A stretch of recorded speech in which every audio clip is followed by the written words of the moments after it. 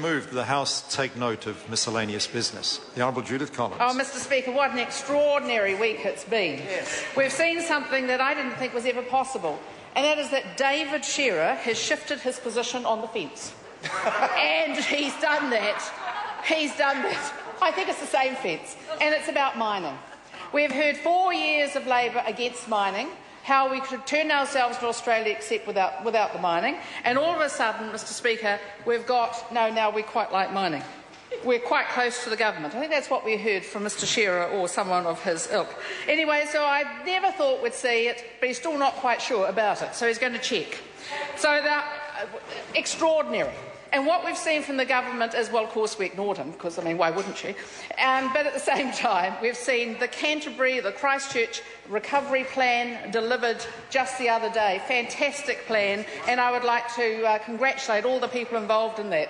I can also say, too, is that we've seen some announcements coming out. My colleague, the Honourable Stephen Joyce, is making an announcement today on industry training. Very, very good announcement. We've also seen, as part of the Christchurch rebuild, the justice sector and emergency services hub.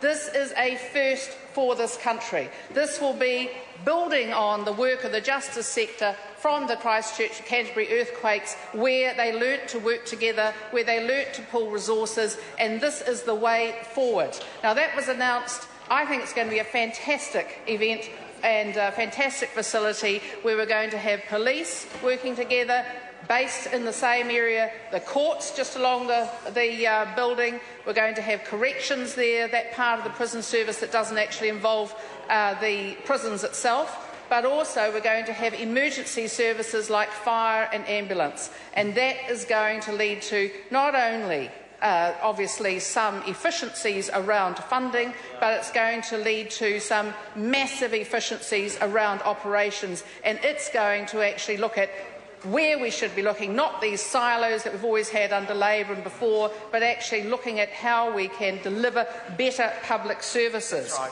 So that's actually what we're getting on with. So unlike Labor, which all week has been rolling around, wallowing around the mud, we're getting on with the business that we were elected to do, along with our support parties, United Future, ACT and the Maori Party, and I would like to thank them for the support that they have been giving us to get this program through.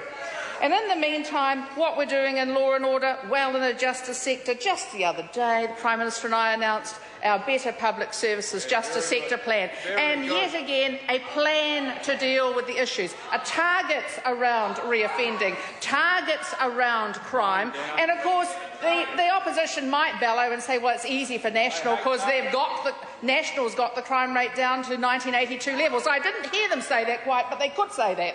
But that's where it is at the moment. Under Labor, all they did was to build more prisons and not back the police and not back the correction service. Instead, what we've got now, the police levels of confidence, have to say they are now even greater than general practitioners, doctors.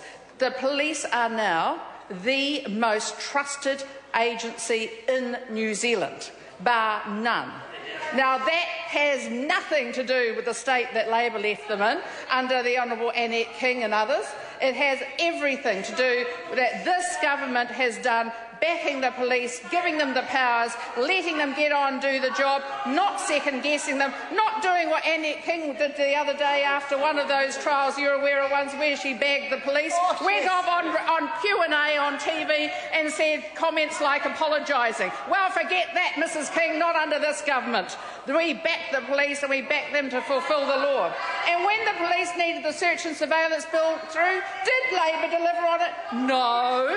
That bill started in 2007 under Labor. Who got it through? This government, along with ACT and United Future, got it through. Got it through. And what happened? Crime has fallen. 1982 levels. 1982 levels. I know Mrs King loved the police, and they didn't mind her compared to some that they'd had before, but I have to say this. They are in such great heart. They are in such great heart, and the court system is being renewed and regenerated. I've got a big announcement tomorrow. I'm sure Mrs King will know all about that. It'd be very appropriate. And my colleague, the Honourable Chester Burrows, he's working very hard along these areas. He's doing the most fantastic job of modernising the court system as well, delivering on accessible justice. The Honourable David Parker. The problem for New Zealand